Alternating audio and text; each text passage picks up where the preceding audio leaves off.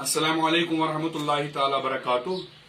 बच्चों, मैंने आपको पिछली 2-3 वीडियोस में जानदार और बेजान इस्मों की तज़किर तानीस के बारे में कुछ बातें बताई, और उसमें जो सबसे अहम बात मैंने बताई वो ये है कि जितना आप प्रैक्टिस करेंगे, मशक करेंगे, उतना आपको पता चल जाएगा कि कौन सा लफ्ज मुज़क्कर है और कौन सा मुअन्नस है।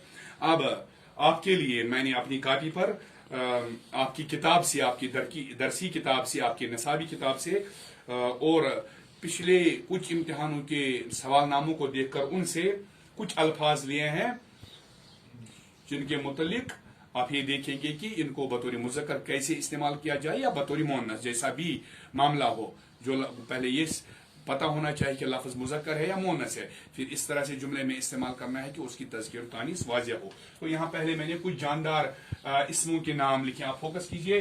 सास, तो ये आप जानते हैं ये मुज़क्कर है। आप ऐसा न कीजिए कि सास का यहाँ से ससुर लिख दें, क्योंकि आपसे ये नहीं पूछा जा रहा है कि ये अगर मुअन्नस है तो इसका मुज़क्कर क्या है। आपसे ये पूछा जा रहा है कि लफ्ज की तज़किर तानीस पहचानिए और हमें बताइए जुमले के जरिए कि ये मुज़क्कर है या मुअन्नस है। तो आप जानते हैं सास मुअन्नस है, तो इसका अगर जुमला हम बनाएंगे बिल्कुल आसान सा, उसकी सास बहुत अच्छी है। बिल्कुल आसान जुमला, सिंपल सा जुमला, सादा सा जुमला।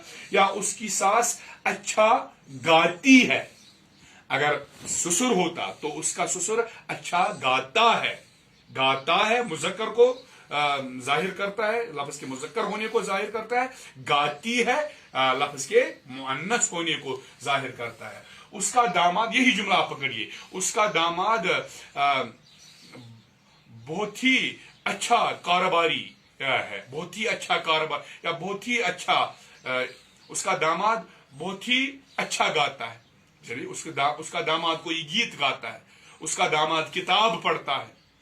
अगर बहू होती तो उसकी बहू किताब पढ़ती है। जब दामाद आया तो दामाद मुज़क्कर है, उसका दामाद किताब पढ़ता है। इसी तरह बेटी और नानी को आप देखिए, यही जुमले आप इनके लिए भी, इन लफ्जों के लिए भी इस्तेमाल कर सकते हैं। अब कुछ अल्फाज जो आपकी किताब में दिए गए हैं मैं दर्ज करता हूं। एक लफ्ज है दही। ये कहीं पर आपकी किताब का कोई सबक, उसके मश्क में ये लफ्ज दिए गए हैं, और इनको वहां भी ये लिखा गया है कि इन लफ्जों को जुमलों में इस तरह इस्तेमाल कीजिए कि इनकी तज़किर तानीस वाज़िह हो जाए। तो दही, माला, माला, बर्फ, बर्फ और चांद,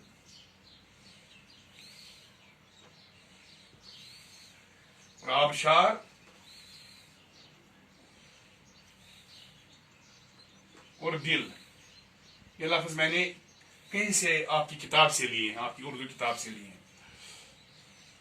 तो दही मुअन्नस है, याद रखिए, दही मुअन्नस है। जुमला मैं बाद में बनाऊंगा।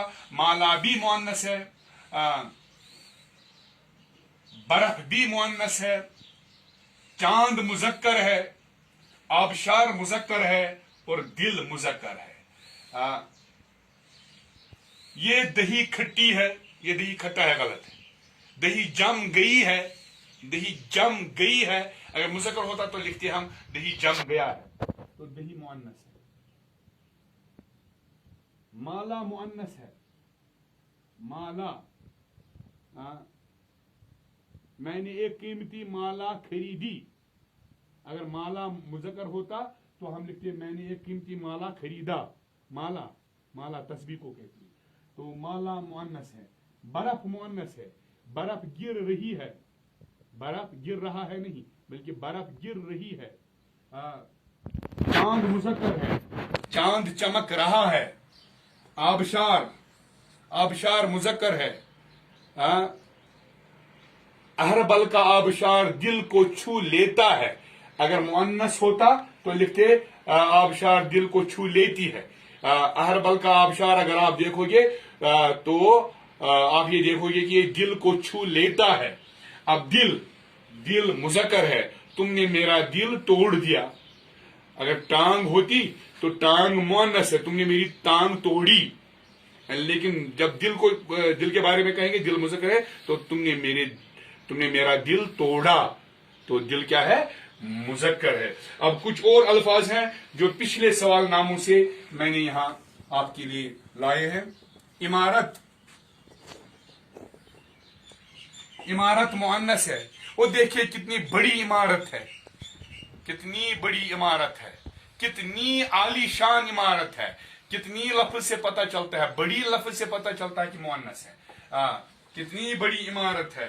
रुमाल, आप कश्मीरी में रुमाल बतौर मुअन्नस इस्तेमाल करते हो, लेकिन उर्दू में रुमाल लफ्ज जो है ये मुजक्कर है। शाबाश, रुमाल क्या है? रुमाल मुजक्कर है। तो मेरा रुमाल कहीं गिर गया, शाबाश, मेरा रुमाल कहीं गिर गया। और बंदूक, बंदूक कश्मीरी में मुजक्कर है लेकिन उर्दू में मुअन्नस है। उसने बंदूक उठाई और गोली चलाई।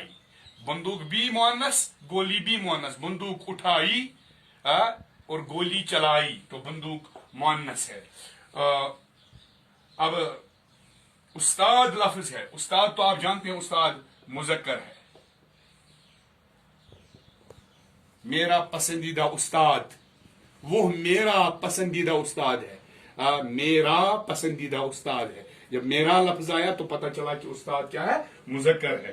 तो इसी तरह खेत, खेत मुजक्कर है। उसके पास एक बड़ा खेत है। अगर खेती लफ्ज लें तो मुअन्नस है, उसके पास बहुत खेती है। लेकिन खेत जब हम लें, खेत मुजक्कर है। इसी तरह एक और लफ्ज है पंखा, पंखा मुजक्कर है।